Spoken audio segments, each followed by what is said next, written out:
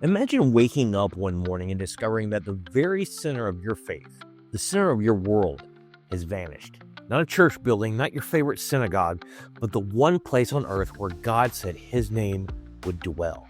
Where sacrifice, atonement, and national identity all converged.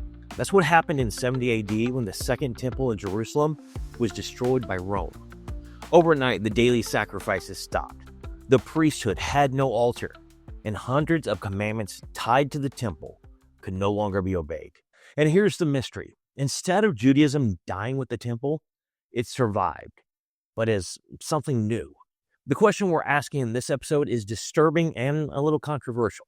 Did Judaism simply adapt, or did it fundamentally change? From a temple-centered, Torah-governed faith into a rabbi-centered, Talmud-governed system.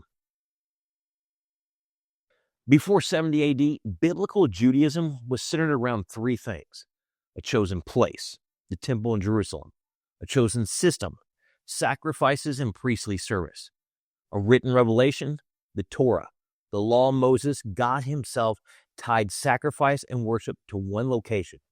First, the tabernacle, then Solomon's temple, and finally, the second temple. You didn't just worship wherever felt meaningful.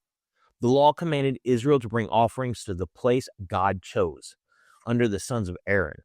But once the temple fell, the entire framework became impossible. Jewish sources describe a crisis. How do you obey a Torah filled with commands you literally cannot perform? One influential rabbi, Yohanan ben Zakkai, reportedly negotiated with the Roman general and asked for something surprising. Not the temple, not Jerusalem, but permission to establish an academy in a coastal town called Yavneh. That request became the seed of a new Judaism. At Yavneh, the center of gravity shifted from altar to academy, from priest to rabbi, from sacrifices to study, prayer, and legal debate. This is why many scholars called Yavneh the birthplace of Rabbinic Judaism. Some people see this as wisdom.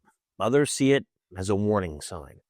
And honestly, which one it looks like depends on how you think faith is supposed to work. After the temple's destruction, Jewish teachers had a problem. The Torah commanded sacrifices, but there was no altar. So Rabbinic Judaism answered with a new principle: prayer, study, and acts of kindness stand in for sacrifice.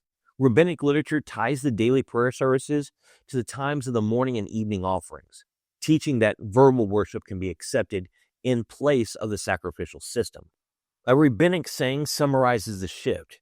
Since the temple was destroyed, the table of a man atones for him, hinting that everyday deeds and symbolic practices now carry sacrificial weight. The prophets had already called Israel to obedience of the heart, for I desire mercy, not sacrifice. Hosea 6:6. To do justice and righteousness is more acceptable to the Lord than sacrifice. Proverbs 21:3. But after 70 AD, this idea hardened into a full replacement system, where structured liturgy, fasts like Tisha B'Av, and synagogue worship took on functions that once belonged to priests and offerings. Without the temple, Judaism didn't just mourn, it rebuilt itself around text. And that leads to the next major shift, from Torah alone to Torah plus oral law written down. For centuries before Jesus, Pharisaic groups spoke about an oral Torah, traditions explaining how to live out the written law in everyday life. But these traditions were not a single book. They were fluid, debated, living discussions among sages. After the temple's destruction and the failed Bar Kokhba revolt, rabbinic leaders feared that these oral traditions would be forgotten. According to traditional accounts, this is why Rabbi Judah HaNasi, Judah the Prince, decided around 200 AD to redact the Mishnah, the first major written collection of oral law. The Mishnah does not read like the Torah. Torah gives narratives and commandments. The Mishnah gives legal cases, debates, and rulings of named rabbis, Tanaim, on everything from marriage contracts to lost property to Sabbath details. Later, over the next few centuries, rabbinic discussions on the Mishnah were compiled into the Talmuds, especially the Babylonian Talmud, creating a massive layered system where the Torah is quoted, the Mishnah interprets how to apply it, the Gemara debates the Mishnah and builds fences, precedents, and principles. Practically, this meant that for everyday Jewish life, the center of authority moved from the straightforward written text of Moses to the rulings and consensus of rabbinic courts. And this is where reasonable people split. Is interpretation meant to serve the text, or does it eventually become the authority over it?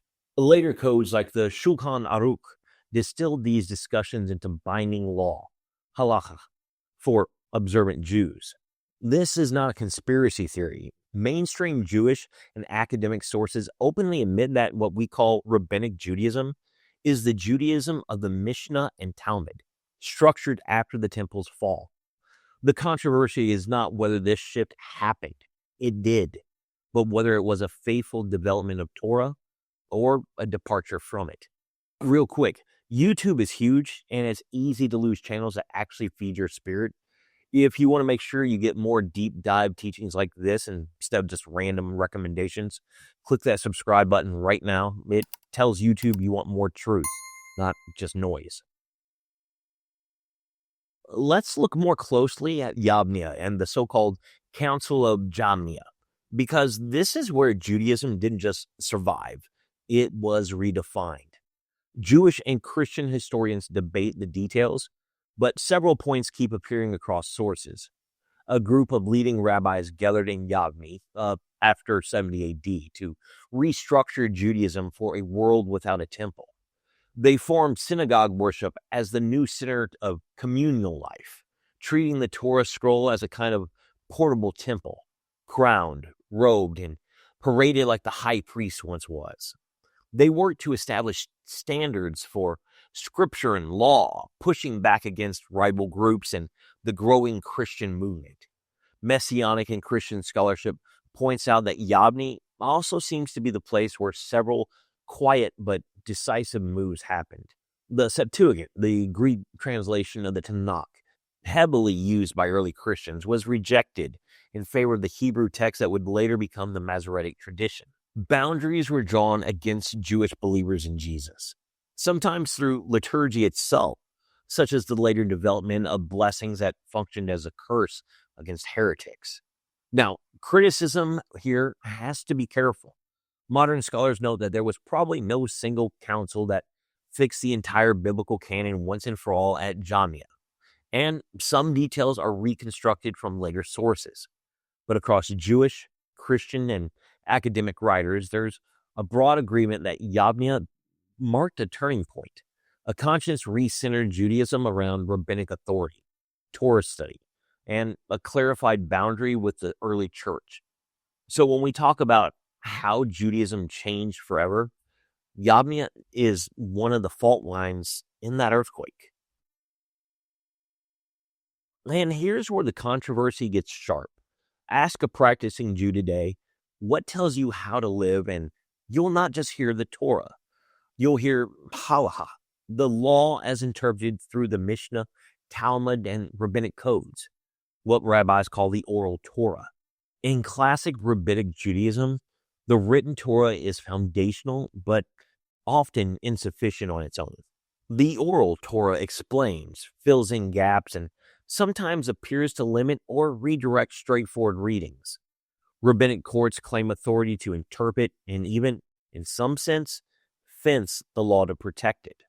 This dynamic is visible in many halakhic disputes. Two verses may seem clear, but the decisive answer is found in how the rabbis ruled, and later generations are bound to that ruling unless a recognized court overturns it. The New Testament itself engages this system. Jesus criticized some Pharisaic traditions that make void the word of God for the sake of human tradition, particularly in laws about vows and honoring parents. For example, in Mark 7. He isn't attacking the Torah. He's challenging an interpretive structure that, in his view, had begun to override the plain meaning of God's commands. Modern Jewish writers often embrace Rabbinic Judaism as a brilliant survival strategy, a way to keep Jewish identity intact through centuries of exile. But from a biblical and Christian perspective, the question remains, when the practical authority in daily life moves from the text to a living court of rabbis, has Judaism stayed the same, or has it become a different religion wearing the same scriptures? This isn't a question invented by critics. Jewish scholars of their own tradition openly describe Rabbinic Judaism as the post-temple system built on Mishnah and Talmud, distinct from earlier biblical patterns. Understand that some of these post-70 AD reforms were not neutral adjustments, but often rejections against the gospel itself. Modern Judaism, well-meaning or not, is very different from what you see in the Old Testament. Judaism has gone from temple to synagogue, sacrifice to commandments, priest to rabbis, prophet to sage, Torah text to Talmud system. You don't have to accept every apologetic conclusion to see the pattern. The Judaism that emerged from Yavneh, the Mishnah, and the Talmud is not simply Old Testament religion plus extra commentary. It is a re-engineered system designed to function without a temple, without priest, and increasingly without Jesus. So where does this leave us? From one side, Rabbinic Judaism is seen as the heroic preservation of Israel's faith under impossible conditions, transforming sacrifices into prayer, temple into synagogue, and scattering into survival. From another side, especially among Christians and Messianic believers, it looks like a departure, a move away from the temple, the sacrificial system, and a straightforward reading of Messianic prophecies toward a human-centered chain of authority. Biblically, the New Testament claims that the real turning point was not 70 AD, but around 30 AD, when Jesus, or Yeshua, offered himself once for all as the final sacrifice. In that view, God allowed the temple to fall because the true atonement had already been made, and clinging to the old sacrificial system would be like rebuilding scaffolding after the building is finished. Instead of stopping and taking a step back to look, think, ponder, and pray, many Jewish leaders took it upon themselves to become the head of the religion. That's not an indictment. At the time, there were many groups vying for control. The Pharisees, the Sadducees, the Essenes. The Pharisees, the same line as modern-day Rabbinic Judaism, is the one that won out. But historically, what we can say with confidence across Jewish, academic, and Christian sources is this. The destruction of the Second Temple forced a radical restructuring of Judaism. That restructuring led to Rabbinic Judaism, centered on Yavneh, the Mishnah, and the Talmud. Whether you see that as a faithful adaptation or a tragic departure, you cannot tell the story of Judaism or Christianity without that turning point. If you were standing in 70 AD, watching the temple burn, what would you have wanted Judaism to become next? Because maybe the most important question is not just, how did Judaism change forever? It's, if God built a temple and then allowed it to be torn down, if he allowed a rabbinic system to rise in its place, what is he inviting us to see about the true temple, the final sacrifice, and the one who claimed to fulfill the law and the prophets?